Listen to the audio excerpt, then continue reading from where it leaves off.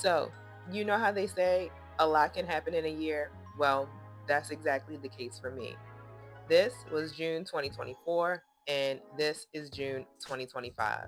If you want to see what I changed in order for this to happen, stay tuned.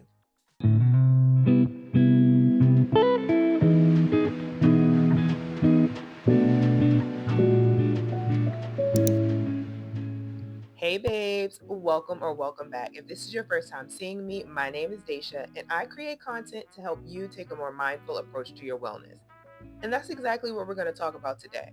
How me taking a more mindful approach to my own personal wellness helped me lose 30 pounds in the past year.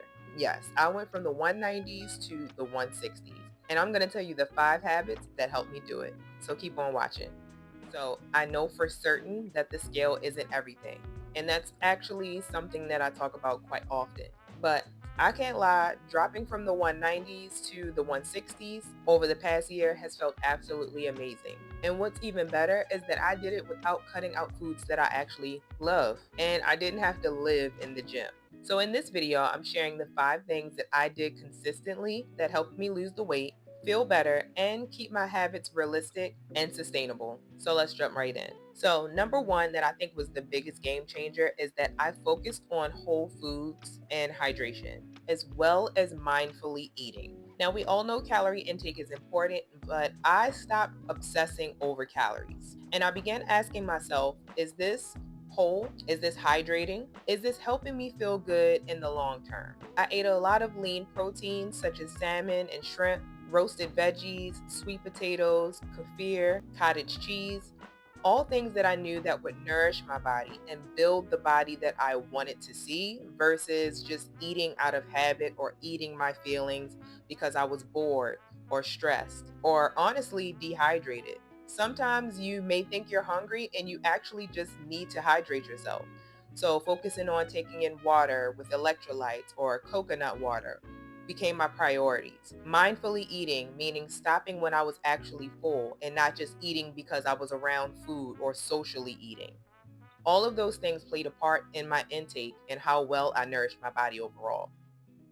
The next thing is I made sure that I moved every single day in some way, shape, or form. Now, I understand there are moments where you can't. If you're ill, if you're traveling, things come up, or just as a woman, it's that time of the month and you're giving yourself a rest day. Absolutely okay. I'm not saying push yourself if you don't feel well or don't feel able to do so. But if you're just saying, I simply don't feel like it today, and you don't have any legitimate reason, and you're doing that more than 1, 2, 3 days in a row, my personal rule is don't miss more than 3 days of any beneficial habit because then I need to check in with myself. But like I said, movement daily or pretty much 6 out of the 7 days of the week was something that I made sure I maintained. And no, every day was not a perfect gym day, but I made sure that I moved, even if it was just a 15-minute walk. Movement kept me mentally and physically aligned. I didn't aim for perfection, I aimed for momentum. And I promise you that those small efforts, they really do add up.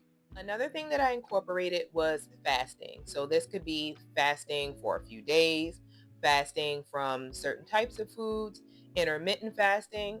You can do your research on what you think you need. But me personally, I began treating fasting as a way to reset and not as a way to punish myself for doing certain things.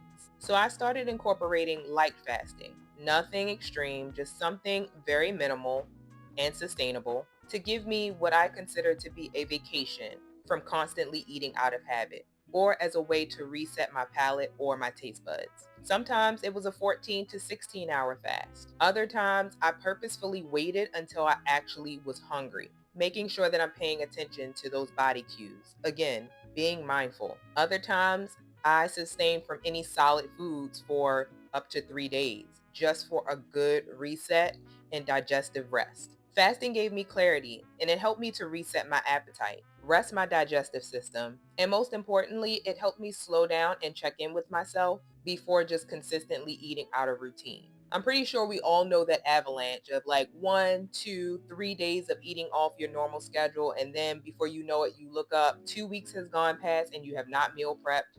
You haven't drank any water. You haven't seen a vegetable. it can happen quickly. So I just made sure that sometimes if I realized this was happening, I made it a point to reset. Just like you need to give yourself a vacation from work sometimes to decompress and just figure out what you're feeling and where you are, sometimes your body and your digestive system need that same TLC. The fourth thing that I made sure to do is I let myself have the chocolate, aka I made sure to eat the things that I loved and not punish myself and call something a bad food just because I associated that with weight gain. It's not true. You can have what you want, everything in moderation, and you should allow yourself to have those good things because life is meant to be enjoyed. But remember that 80-20 rule. You want 80% of your diet to look like whole foods, and you want 20% to be the things that you want or crave because that helps you maintain a great balance. So, no, I didn't give up everything that I actually loved and enjoyed. And not to say that I don't love me a healthy meal because I love all foods. But if I wanted a chocolate croissant from Starbucks, baby, you better believe I got me a chocolate croissant from Starbucks. If I had a weekend where I was out with friends and we were celebrating and I had one more drink than I'm used to having, I allowed myself to do that. Acknowledge it, move on, rehydrate, and get back on track. This journey wasn't about being perfect because life isn't perfect. It was about learning to pivot and staying grounded in the bigger picture, which was, who did I want to become? When you really think about certain outcomes or certain goals, think about them as what habits would allow me to reach this goal, or that person that is at the end of this goal, what are the things that they consistently do on a regular basis to make sure that they reach that? Those are the things that you should focus on during the duration of this journey, not just the outcome. Put the habits in place and the results will happen. So, no, I didn't let a night out become a month off. I stuck to my rule of no more than 3 days off track. Which brings me to my next point of keeping my habits at the center. Even when I messed up, I had foundational habits that I knew I could always come back to. Things like bone broth and green juice in the morning, trying to walk a mile a day, making sure I read scriptures, taking in at least a liter of water a day. These may not seem like big, dramatic habits, but they actually anchored me. And over time, they made all the difference. Again, this is not about being extreme. This is about building a life where your habits reflect your highest self, that girl that you want to become. And that's even if you fall off sometimes, because again, we're not perfect. I still indulge. I still have my weekends, vacations, or nights out. But I always come back to what works and what makes me feel the best overall. So if you're trying to lose weight, do not just focus on the scale. Focus on how you live on a daily basis. Because once you change, your body will automatically follow. So let me know in the comments which habit hit home for you or what you may be working on right now. And don't forget to like, share, or subscribe if this resonated. Because remember, I got you. And as always, you got this, babes. Bye.